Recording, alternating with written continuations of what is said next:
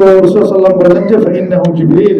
এই যে এখন একটা আকস্মিকতা, অনিশ্চয়তা, এটার গোপন ফাঁস করলেন রাসূল সাল্লাল্লাহু আলাইহি ওয়াসাল্লাম, বলেন যে এই ব্যক্তি হলেন জিবরিল আলাইহিস সালাম। হ্যাঁ, আসছেন মানুষের বেশ ধরে তোমাদেরকে যাতে দিন শিক্ষা দেন, দিনের মৌলিক বিষয়গুলো শিক্ষা দেন। তো এই হচ্ছে এই হাদিসটি মুসলিম শরীফের বর্ণনা এসেছে। এই হাদিস বিভিন্ন ভাষায় বিভিন্ন সাহাবী থেকে এসেছে, তবে এটি হচ্ছে সবচেয়ে প্রসিদ্ধ রেওয়ায়াত। যাই হোক, এই হাদিস একটি বড় অর্থবাহী হাদিস, যে হাদিসে ইসলামের বা দ্বীনের মৌলিক বিষয়গুলো উন্মোচিত হয়েছে, আলোচিত হয়েছে, যেখানে ইসলামের যে 5টি পিলার, ওই 5টি পিলার বিষয়ে আলোচনা হয়েছে, এবং ইমানের যে 6টি পিলার, সেই 6টি পিলার নিয়ে আলোচনা হয়েছে, এবং যে এই ইসলাম এবং ইমানের যে তার চেয়ে বড় মজবুত যে বিষয়টি, যেটি আমাদের পিলারের সাথে যে লোহার যে বন্ধন এবং সিমেন্টের যে বন্ধন, যে ভারসাম্য রক্ষা করে, সেটা হচ্ছে ইখলাস। ইখলাসের আলোচনা হয়েছে। এবং ইমান, ইসলাম, ইহসান, হ্যাঁ, এরপরে যে বিষয়টি অবশ্যম্ভাবী মানুষ যেদিকে ধাবিত হবে, সেটা হচ্ছে কিয়ামত এবং ইয়াউমুল কিয়ামা আলোচনা হয়েছে। হ্যাঁ, এবং যদিও সেই সময়টি এক্স্যাক্টলি, হ্যাঁ, এটি আসে নাই, রাসূল সাল্লাল্লাহু আলাইহি ওয়াসাল্লামকে আল্লাহ সুবহানাহু ওয়া তাআলা বলেন নাই, কিন্তু তার বিভিন্ন আলামত, উপসর্গ আমাদেরকে এই হাদিসের মাধ্যমে শেখানো হয়েছে। কাজী ইয়াদ বলেন যে এই হাদিসটি অত্যন্ত একটি বিশাল বা বড় অর্থবাহী হাদিস, যে বলতে গেলে এখানে বাহ্যিক এবং ভিতরের জাহের এবং বাতিনি আমলগুলো নিয়ে আলোচনা হয়েছে।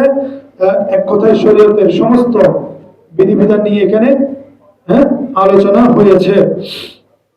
কারণ বাকি যে ফিকার আলোচনাগুলো, জিহাদ, তারপর যাকাত কি পরিমাণ দেব, সিয়ামের হুকুম আহকাম, সালাতের হুকুম আহকাম, এগুলো ওখান থেকে আস্তে আস্তে কি বিভিন্ন শাখায় প্রশাখায় প্রবাহিত হয়ে ইসলামটা মোটামুটি একটা ভলিউমে রূপান্তরিত হয়েছে। কিন্তু মূল হচ্ছে এই এই হাদিসটি এবং এই 3টি বিষয়, ইসলাম, ঈমান এবং ইহসান। ইমাম কুরতুবী বলেন যে এই হাদিসের টোটাল তাৎপর্য যদি আমরা বিবেচনা করি, মূল্যায়ন করি, তাহলে বলা যেতে পারে হাদিসটি হচ্ছে সুন্নতের মাদার অল সুন্নাহ। এই মা থেকে, এই হাদিস থেকে বাকি হুকুম আহকামগুলো নিশ্চিত হয়েছে। যেভাবে সূরা ফাতিহাকে আমরা উম্মুল কুরআন বলি, কারণ সূরা ফাতিহার টোটাল যে সার-নির্যাস, এগুলো বিস্তারিত বর্ণনায় কোরআন কারীমের বাকি 30 পারার ডিউটি। অনুরূপভাবে এই হাদিসের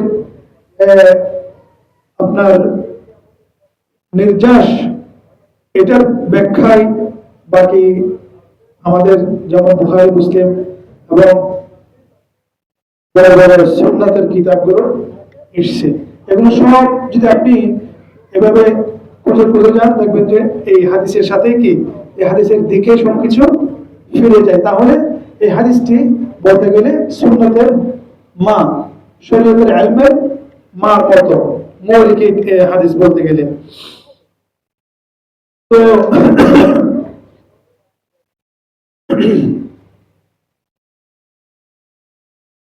এখন আসেন আমরা এই হাদিস নিয়ে আরেকটু বিস্তারিত আলোচনা করি। যে রাসূল সাল্লাল্লাহু আলাইহি ওয়াসাল্লাম কে যখন বলা হয়েছে যে আপনি আমাদেরকে বলেন যে ইসলাম কি, বললেন যে আল ইসলাম আন তাশহাদু আল্লা ইলাহা ইল্লাল্লাহ। আপনাকে ইসলাম হচ্ছে সেই, আপনাকে সাক্ষ্য দিতে হবে, জানতে হবে, সাক্ষী দেওয়ার আগে জানতে হবে, জানবেন এবং সেটা সত্যায়িত করবেন, সত্য বলে মেনে নেবেন, এবং সত্যায়িত করবেন, জানবেন, সত্যায়িত করবেন এবং মেনে নেবেন। আপনাকে জানতে হবে ইসলাম কি। তারপরে মনে এবং মুখে সত্যায়ন করতে হবে, উচ্চারণ করতে হবে এবং মেনে নিতে হবে। এটার নাম ইসলাম। শুধু মুখে বললে আপনি মুসলিম হতে পারবেন না। মনে মনে মেনে নিতে হবে, মনে সত্যায়িত করতে হবে। মনে মেনে নেওয়া আর সত্যায়িতের মধ্যে একটা পার্থক্য হচ্ছে, আপনি মেনে নিলেন কিন্তু সত্যায়িত করলেন না। হয়তো মায়ের ছুটে অথবা কোনো প্রেশারে আপনি মেনে নিলেন, হ্যাঁ মেনে নিলাম। যেমন ইরানে দেখা যাচ্ছে অনেকেই যে বলছে আমরা ধর্ম চাই না, আমরা এই ইসলাম ধর্মের আগে যে ধর্ম ছিল অগ্নি পূজা, আমরা দিকে ফিরে যাব। সবাই অবাক হয়ে গেল যে এতদিন শুনতাম জানতাম যে ইরানের লোকজন খুবই সুন্নভক্তি বা ইসলামিস্ট, এমনটা তারা শিয়া। যখন সুযোগ পেল তখন তারা ওই আগে সেই সিংহ খচিত অগ্নি পূজা যে পতাকা সেটা নিয়ে হাজির। তারা ইসলামকে হয়তো মেনে নিয়েছিল পরিস্থিতির খাতিরে, কিন্তু মন থেকে সেটা কি মেনে নেয়নি, সত্যায়িত করে নেই। তাহলে আমাদেরকে মুখে উচ্চারণ তো অবশ্যই থাকতে হবে শাহাদাত, কিন্তু মুখে উচ্চারণটা হওয়ার আগে বুকে মধ্যে মনের মধ্যে ধারণ করতে হবে এবং স্যারেন্ডার হতে হবে, ভালোবাসার সাথে, বিরক্তির সাথে না, মেনে নিতে হবে। মেনে নেওয়ার পর আপনার এই বাকি কাজগুলো আসবে আর কি। মেনে নিয়ে ভালোবাসার সাথে আপনাকে সারেন্ডার হয়ে ইসলাম লা ইলাহা ইল্লাল্লাহ মুহাম্মাদুর রাসূলুল্লাহ এটাকে স্বীকৃতি দিতে হবে। তো লা ইলাহা ইল্লাল্লাহ মুহাম্মাদুর রাসূলুল্লাহ এটি হচ্ছে মূলত প্রথম এবং মানে আমাদের কালিমা, ওখান থেকেই কিন্তু কি লা ইলাহা ইল্লাল্লাহ মুহাম্মাদুর রাসূলুল্লাহ। তো মুহাম্মাদুর রাসূলুল্লাহ বলতে গেলে রাসূল সাল্লাল্লাহু আলাইহি ওয়াসাল্লামের দেখানো সমস্ত বিধিবিধান আপনাকে ফলো করতে হবে। এটা হচ্ছে মুহাম্মাদুর রাসূলুল্লাহ। লা ইলাহা ইল্লাল্লাহ লা মা'বুদা বিহাক্কিন ইল্লাল্লাহ, সত্যিকার কোনো মা'বুদ নেই, না তার রুবুবিয়্যতে না তার আসমা ওয়া সিফাতে। সুতরাং রুবুবিয়্যতে তার কোনো শরীক নেই। তো তুকিমাস সালাহ, আমরা সালাত আদায় করব। কিভাবে আদায় করব? যেভাবে রাসূলুল্লাহ সাল্লাল্লাহু আলাইহি ওয়াসাল্লাম আমাদেরকে আদায় করতে বলেছেন। আরকানগুলোর শর্তসমূহ এবং সময় মতো সালাতগুলো আমাদের আদায় করতে হবে। সময় মতো আরকান সহ এবং শর্ত সহ আমাদেরকে, হ্যাঁ যেমন পবিত্রতা শর্ত, সময় আগমন শর্ত, ইসলাম শর্ত, বুলুগ শর্ত, নামাজের সালাত ইনশাআল্লাহ আল্লাহ কবুল করবেন। এরকম যে সালাতের ওয়াজিবাত আরকান আছে, এগুলো মেনে সময়ের মধ্যে আমাদেরকে সালাত আদায় করতে হবে। এটার মানে হচ্ছে তুকিমাস সালাহ। তো যাকাত, যাকাত আদায় করতে হবে। যাকাত হচ্ছে নির্দিষ্ট সম্পত্তি, নির্দিষ্ট পরিমাণের সম্পত্তির উপরে, নির্দিষ্ট পরিমাণের সম্পত্তি থেকে নির্দিষ্ট পরিমাণের সম্পত্তি নির্দিষ্ট সময়ে বের করাই হচ্ছে কি যাকাত। আমাদের সম্পত্তিতে, আমাদের ফসলে নির্দিষ্ট পরিমাণ আল্লাহর রাস্তায় আল্লাহর হক আদায় করাটাই হচ্ছে কি যাকাত। তো এটা একজন মুসলমানকে অবশ্যই অবশ্যই নিসাব পরিপূর্ণ হলে, 1 বছর অতিবাহিত হলে নির্দিষ্ট পরিমাণের সম্পদ আদায় করতে হবে। এটাই হচ্ছে যাকাত, যাতে সমাজের ভারসাম্য রক্ষা হয়, ধনী দরিদ্রের প্রভাব যেন বিস্তার না হয়। ধনীরা যখন অনেক সম্পদের মালিক হয়ে যায়, গরিবরা তখন তাদের প্রভাবে প্রভাবিত হয়। তখন মানুষের মধ্যে এক ধরনের অহংকার চলে আসে। অহংকার চলে আসার কারণে গরিবদের মানবিক মূল্যবোধে আঘাত করা হয়, তাদেরকে মানুষের মূল্য দেওয়া হয় না। ধনীরা মানুষের মূল্য দেয় না এবং তাদেরকে দাসের মতো, তার মধ্যে একটা প্রভুত্ব চলে আসে আর তাদেরকে দাসের নজরে দেখানো হয়। এই জন্য এই তফাৎটা বোঝানোর জন্য ইসলাম এই যে ব্যবধান বুঝিয়ে সামাজিক একটা স্থিতিশীলতা, যাতে এক শ্রেণীর আরেক শ্রেণী শাসিত না হয়, শোষিত না হয়, প্রভুত্বের নজরে যেন দেখতে না পারে এবং পিছিয়ে পড়া বা গরিবরা যেন নিজেদেরকে অসহায় মনে না করে, হেল্পলেস মনে না করে, তারা যেন মানে নিম্ন শ্রেণীর কেউ মনে না করে। এই জন্য তাদের কে আল্লাহ সুবহানাহু ওয়া তাআলা ধনীদেরকে আদেশ দিয়েছে তারা যেন তাদের নির্দিষ্ট সম্পদ মানুষকে দেয়। এই জন্য ধনী লোকের কোনো এখানে কি নেই, বরত্ব নেই, মহত্ব নেই, এবং গরিবের কোনো এখানে এই ছোটত্ব নেই। এটি হক। আপনার সাথে আমার লেনদেন হলে যেমন আমি আপনার কাছে 500 টাকা পাই, এই টাকা দিতে আপনি বাধ্য থাকবেন, অনুরূপ ওই যাকাত আপনি দিয়ে নিজেকে ভালো মনে করবেন না, কারণ আপনি আপনার ঋণ পরিশোধ করেছেন। সামাজিক দায়বদ্ধতা, সামাজিক দায়বদ্ধতা আপনি পরিশোধ করেছেন, এখানে আপনার কোনো অতিরিক্ত ফজিলত নাই। আমরা অনেকে কি করি, আমরা অনেকে যাকাত দেওয়ার পর আশেপাশের লোকদের তাদের বৌদিদেরকে আমরা বলি যে একটু বাড়িতে এসে আমার ঘরটা ঝাড়ু দিয়ে দিও, আমার গৃহিণীকে দেখছি গুলো একটু কি পরিষ্কার করে দিও, উঠোনটা পরিষ্কার করে দিও। এই যে যাকাতের টাকা দিল, এটা হচ্ছে জরুর। এটা ওই মহিলাকে, ওই গরিব মানুষটাকে আপনি অতিরিক্ত খাটাচ্ছেন, এটার জন্য আলাদা পারিশ্রমিক দেওয়া দরকার। আবার অনেকে বলে যে যাকাত দেওয়ার পর যে ঠিক আছে তুমি বাজার থেকে আমার জন্য এই বিষয় এই ইয়াগুলো সদাই করে নিয়ে আসো, আমার ওই জমিতে একটু পানি সেচ দিয়ে আসো বিনামূল্যে। তো মূল্য কি? ওই কিছুদিন আগে যাকাত দিয়েছে, কিছুদিন আগে যাকাত প্রদান করেছে, এগুলো চলবে না। যাকাত আপনি যাকাত আপনি দেওয়ার পর বিসমিল্লাহ, যাকাত আপনি দিয়ে মনে করবেন যে আপনার উপর একটা দায়বদ্ধতা ছিল, সেটি আপনি ফেলে দিয়েছেন। এবং গরিবরা যারা যাকাত পাবে তারা যেন হীনমন্যতায় না ভোগে, কারণ এটা তাদের হক, একটা সিস্টেমের মাধ্যমে তাদের কাছে চলে গিয়েছে। সুতরাং যাকাত দাতা যেন যাকাত গ্রহীতাকে কোনোদিন অসম্মানের চোখে বা নিম্ন চোখে না দেখে। এটা হলো জুলম। যাকাত প্রদানকারীর পক্ষ থেকে এটা কি হবে? জুলম হিসেবে গণ্য হবে।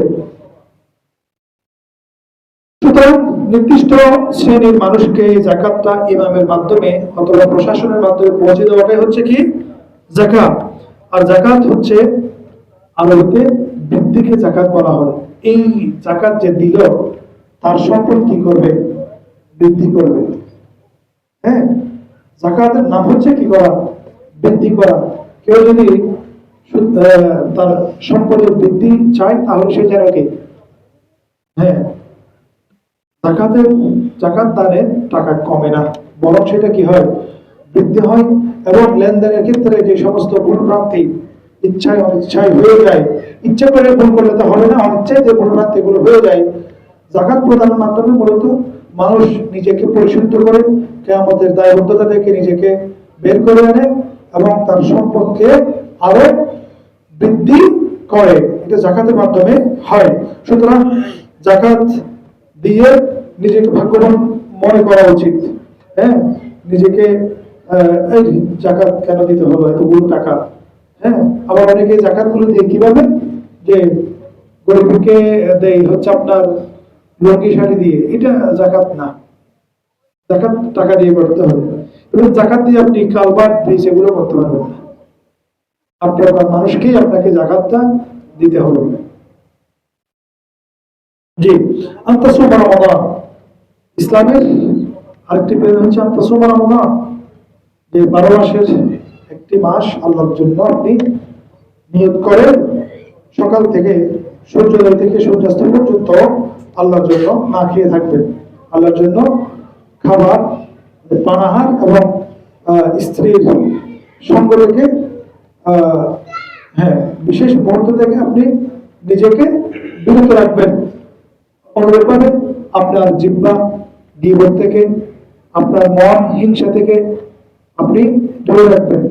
সেই সাথে গরিবরা যে আপনার চারিপাশে কি খাদ্যের অভাবে ক্ষুধার যন্ত্রণা যে তারা ভোগে, আপনাকে ফিল করতে হয়, যদিও আপনার সেটা ফিল হয় না অন্য 11 মাসে, কিন্তু আপনার আশেপাশে যে গরিবরা মানে এটা ভুগতেছে হর হামেশাই, অন্তত আপনি যেন যদি যাকাতের হকদার হন, অন্তত যাকাতটা যেন তাদেরকে কি ব্যয় করে দেন। আমরা একটা বিষয় নিয়ে অনেক উদাসীন, জাকাতের বিষয় নিয়ে আমরা উদাসীন। আরেকটা বিষয় হচ্ছে অনেকে জাকাত দেওয়ার মানসিকতা থাকা সত্ত্বেও তিনি নেশাব বোঝেন না, হ্যাঁ, তারপরে আপনার কত দিতে হবে সেটা বুঝেন না, কখন দিতে হবে সেটা বুঝেন না, হ্যাঁ, পরে দেখা যায় ওই বিষয়টা মাথা থেকে চলে যায়। কিন্তু তাকে যদি জিজ্ঞেস করা হয় আপনার জাকাত বিষয়ে আপনার মন্তব্য কি, বলে যে হ্যাঁ আমি দিতে রাজি আছি, খুব ভালো। কিন্তু অনেকেই এটা মানার পর জানার পরেও অনেকে জাকাত দেন না। ওই শয়তান ওনাকে জাকাত দেওয়ার সময় আসলে বিভিন্ন ব্যস্ততায় বিভিন্ন ঋণে যদি করে রাখে যাতে জাকাতটা দেওয়ার মানসিকতাটা বা ওইটা যেন বাস্তবায়ন না হয়। সুতরাং জাকাত আমাদেরকে দিয়ে দিতে হবে। জাকাতের পরে জাকাত আর শ্রম এটা মানে পাশাপাশি থাকার কারণ হচ্ছে আপনি যখন রোজা রাখবেন আপনার খিদে রাখবে, তখন আপনি মানুষের অভাব ফিল করবেন এবং জাকাত ব্যয় করার জন্য আপনার তাগাদা তৈরি হবে। হ্যাঁ, সিয়াম আমাদের সামনে আসতেছে, হ্যাঁ খুব কাছাকাছি। ইনশাআল্লাহ আল্লাহ যেন আমাদের সবাইকে এই রমজানের সিয়াম রমজান পর্যন্ত জীবিত রাখেন, এর পরবর্তী অবশ্যই এবং সুস্থ রাখেন যাতে আমরা সিয়াম পালন করতে পারি।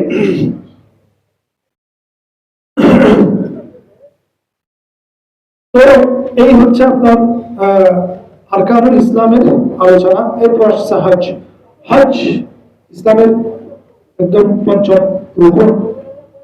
এই পিলার, এই হজটা সবার উপর ফরজ না, যার পথ খরচ আছে, শারীরিক সক্ষমতা আছে, হ্যাঁ, এটি তার জন্য ফরজ। অনেকেই সক্ষমতা আর্থিক সচ্ছলতা থাকার পরেও হজ করেন না, এটা কিন্তু মারাত্মক জিনিস। বখিল, কৃপণ এবং আল্লাহ সুবহানাহু তাকে চরমভাবে কি পাকড়াও করবেন কিয়ামতের দিন।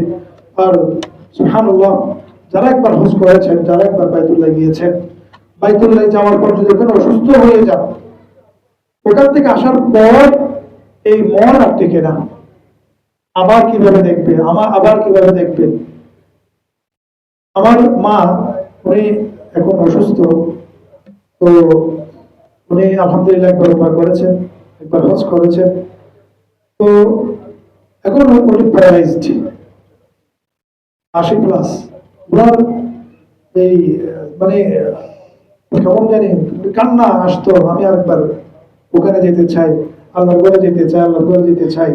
অথচ উনি হাঁটতে পারতেছেন না, উনি অসুস্থ, 80+ ওনার বয়স, কিন্তু এই আরেকবার যাওয়ার জন্য আমার মন সবসময় ব্যাকুল। এটি আল্লাহ ইব্রাহিম সাল্লামকে বলেছিলেন, আল্লাহ আপনি মানুষের মনকে এখানে কি করেন, ধাবিত করেন, যেখানে মানুষজন নাই, এমন ভাবে মানুষের মনকে আপনি ধাবিত করেন, হ্যাঁ, তাহলে ইলাইহা আফিদাতুন নাস, মানুষের মন দিকে কি টানতে থাকবে। হ্যাঁ, তো হজ আসলে খুবই একটা সৌভাগ্য। হজ যারা করেন সৌভাগ্য, অনেক কিছু দেখার আছে, অনেক মানসিক শান্তি। হ্যাঁ, যদিও হজের ট্রিপ, হজের সফরটা একটু কষ্টের, ক্লান্তির, কিন্তু এই ক্লান্তি দিন শেষে থাকে না, দিন শেষে থাকে না। কেন থাকে না? যখন সে ওই স্মৃতিগুলো রোমন্থন করবে, মনে করবে, হ্যাঁ, সব দুঃখ চলে যাবে। অনেকটা বাচ্চা প্রসব করার পর, হ্যাঁ, বাচ্চা প্রসব করার সময় যে ব্যথাটা মায়েরা পান, বাচ্চার চেহারা দেখে যেমন ওগুলো পরবর্তীতে বিলীন হয়ে যায়, হজ উমরা করার পর মানুষ যখন একটু বিশ্রামে যায়, ওখান থেকে সরে যায়, তখন মনের মধ্যে এক ধরনের কি ব্যাকুলতা তৈরি হয়। অবশ্যই যারা মুনাফিক তারা ছাড়া, হ্যাঁ, মুমিনদের যাদের মনের মধ্যে মানে অসুস্থ বা কম ঈমান থাকলেও ওখানকার যে তাড়া, হ্যাঁ, সেটা আপনি সহি ফেরত একদম বখাটে একটা লক্ষ্যেও যদি জিজ্ঞেস করেন যে এক্সপেরিয়েন্সটা কেমন, মানে মদিনার জন্য, মক্কার জন্য কি আবার যেতে মন চাই, ও বলবে ভাই হ্যাঁ, সত্যি কথা বলতে কি এটা অনুভব, আমি যদি পারি আবার যাব। এটা হচ্ছে সমাজের একদম কি বকা মানুষটা, বখাটে মানুষটা। তো যারা কিছুটা ইমান যাদের ভয় আছে, মোটামুটি পর্যায়ে ইমান যাদের আছে, তাদের অবস্থা বড় বাহুল্য। আল্লাহ সুবহানাহু ওয়া তাআলা আমাদের সবাইকে একবার, দুইবার, তিনবার, বারবার এই বাইতুল্লাহ শরীফ যাওয়ার জন্য, বাইতুল্লাহ যাওয়ার জন্য আমাদেরকে তৌফিক দান করেন, আমিন। এরপর বলতেছেন যে হ্যাঁ ঠিক আছে, আপনি আমাকে ঈমান সম্পর্কে বলেন। তো রাসূল সাল্লাল্লাহু আলাইহি ওয়াসাল্লাম বলেছেন, আনতুমিনা বিল্লাহ আল্লাহর প্রতি ঈমান আনা, আল্লাহর ওজুদ অস্তিত্বের প্রতি ঈমান আনা, তার সার্বভৌমত্বের প্রতি ঈমান আনা, তিনি যে খালিক, তিনি রাযিক, তিনি মাবুদ, একমাত্র হকদার মাবুদ, এটার বিষয়ে ঈমান আনা। হ্যাঁ, তিনি ছাড়া যে কেউ আর ইবাদতের হকদার নন, এ বিষয়ে কি আমাদের বিশ্বাস করতে হবে। হ্যাঁ, এবং মালায়েকাতিহি, ফেরেশতাদের বিষয়ে আমাদের বিশ্বাস করতে হবে যে ফেরেশতা আছেন অধিক সংখ্যক, কত সংখ্যক সেটা কোনো নির্দিষ্ট নেই। কিরকম সংখ্যক ফেরেশতা আছেন এটার একটা উদাহরণ রাসূলুল্লাহ সাল্লাল্লাহু আলাইহি ওয়াসাল্লাম দিয়েছেন। হযরত বাইতুল মামুর, মক্কা শরীফের একদম উপরে বরাবর বাইতুল মামুর অবস্থিত। সেই সৃষ্টি লগ্ন থেকেই, মানে ফেরেশতাদের সৃষ্টি লগ্ন থেকেই ওখানে প্রত্যেক দিন ৭০,০০০ ফেরেশতা ইবাদত করতে প্রবেশ করেন। সে আগে থেকে, সে আদিকাল থেকে একবার ওনাদের পালা শেষ হওয়ার পর দ্বিতীয়বার কি সুযোগ হয় না, একবারে তারা কি ওই ঘরে ঢুকতে পারেন ফেরেশতারা। তাদের মধ্যে আবার কয়েকজন আছেন বেশি সম্মানিত, তাদের সর্দার হচ্ছেন সম্মানের দিক থেকে জিবরিল আলাইহিস সালাম, তারপর মিকাইল, তারপর ইসরাফিল, ওনারা আছেন। তারপর আরেকজন আছেন যে মালিক, যিনি জাহান্নামের দায়িত্বে আছেন। হ্যাঁ, তারা আল্লাহর সৃষ্টি নূরের, তারা আল্লাহর আদেশ যা সেটাই বাস্তবায়ন করেন, আল্লাহর আদেশের বাহিরে তারা কিছু করেন না। এরপর তুমিনু বিল্লাহি ওয়া মালাইকাতিহি ওয়া কুতুবিহি, আল্লাহ সুবহানাহু ওয়া তাআলা মানুষ সৃষ্টি করেছেন, মানুষ সৃষ্টি করে তাদেরকে ছেড়ে দেন নাই, তাদের জন্য গাইডলাইন দিয়েছেন যোগে যোগে।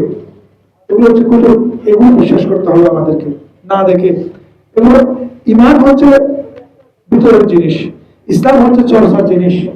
আমি এখানে একটু বলে রাখি, ঈমান এবং ইসলাম যদি একসাথে উচ্চারণ করা হয় তাহলে বিপরীত বিপরীত হয়ে যায়।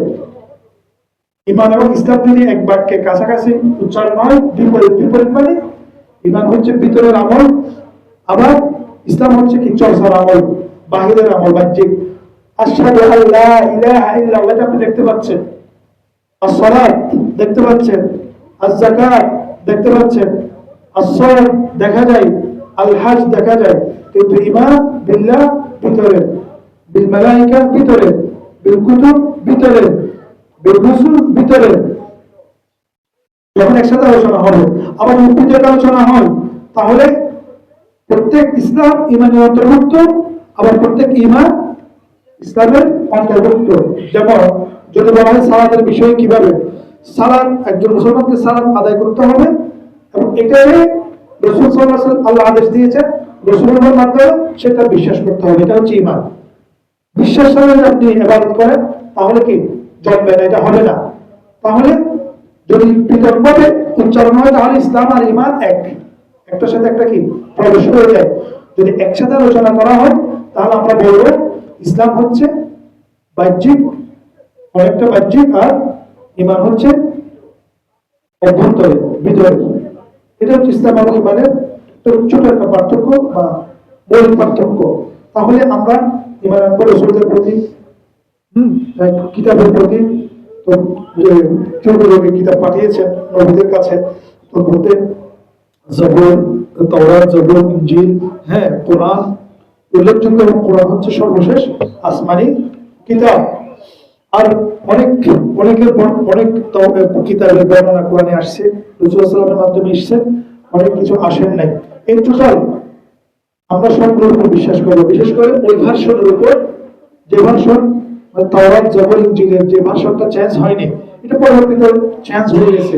এখন আমরা বর্তমান প্রচলিত তাওরাত, জবুর, ইনজিল এগুলোর উপর যেভাবে আছে সেভাবে আমরা বিশ্বাস করতে পারবো না, কারণ সেখানে মানুষ হস্তক্ষেপ করেছে, সেখানে মানুষ কিছু অ্যাড করেছে, ওই অংশ আমরা বিশ্বাস করবো না।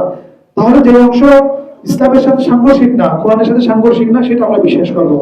এবং কোরআনের প্রতি পূর্বে বিশ্বাস রাখতে হবে, কারণ কোরআনের কারিম কখনো পরিমার্জন পরিবর্তন হয়নি। সুতরাং কোরআন কারিমের প্রত্যেকটা অক্ষর আয়াতের প্রতি আমাদের বিশ্বাস রাখতে হবে, রাসূলের প্রতি আমাদের বিশ্বাস রাখতে হবে। এই রাসূল যে পাঠিয়েছেন, এই অনেক নবী আসছেন, অনেক আনবিয়া রাসূল এসেছেন, তার মধ্যে 5টা হচ্ছেন সর্বশ্রেষ্ঠ, প্রথম রাসূল হচ্ছেন নূহ আলাইহিস সালাম, তারপর মুসা, ঈসা, ইব্রাহিম, মুসা, ঈসা, এরপর মুহাম্মদ রাসূলুল্লাহ সাল্লাল্লাহু আলাইহি ওয়াসাল্লাম। সর্বশ্রেষ্ঠ এবং সর্বশেষ, সর্বশ্রেষ্ঠ এবং সর্বশেষ নবী এবং রাসূল হচ্ছেন মুহাম্মদ রাসূলুল্লাহ সাল্লাল্লাহু আলাইহি ওয়াসাল্লামের পর আর কোনো নবী আসবে না। তিনি এই জন্য শ্রেষ্ঠ, তিনি এসেছেন শেষে এবং তার উপর নাযিল হয়েছে কোরআনুল কারীম। এই যে আসমানি কিতাবের ধারাবাহিকতা যে চলমান ছিল সেটা কোরআনের মাধ্যমে যেমন শেষ হয়েছে, নবীদের যে ধারাবাহিকতা সেটা শেষ হয়েছে হ্যাঁ রাসূল সাল্লাল্লাহু আলাইহি ওয়াসাল্লামের মাধ্যমে। এবং জিবরাইল আলাইহিস সালাম শ্রেষ্ঠ কারণ হচ্ছে তিনি আর আসবেন না, ওনার মাধ্যমে কিতাবগুলো আসতে, বিভিন্ন আদেশ আসতে, উনিও শ্রেষ্ঠ, রাসূল সাল্লাল্লাহু আলাইহি ওয়াসাল্লাম শ্রেষ্ঠ, কোরআন কারীম শ্রেষ্ঠ, জিবরিল শ্রেষ্ঠ। একটা মানে এই প্রসেসের সাথে যারা মিলছেন আমাদের রাসূল সাল্লাল্লাহু আলাইহি ওয়াসাল্লামের সাথে সবগুলো শ্রেষ্ঠ আলহামদুলিল্লাহ। যে রাতে তিনি আসছেন এই ওহী প্রাপ্ত হয়েছেন সে রাত শ্রেষ্ঠ, যে মাসে তিনি ওহী প্রাপ্ত হয়েছেন সেই মাস শ্রেষ্ঠ।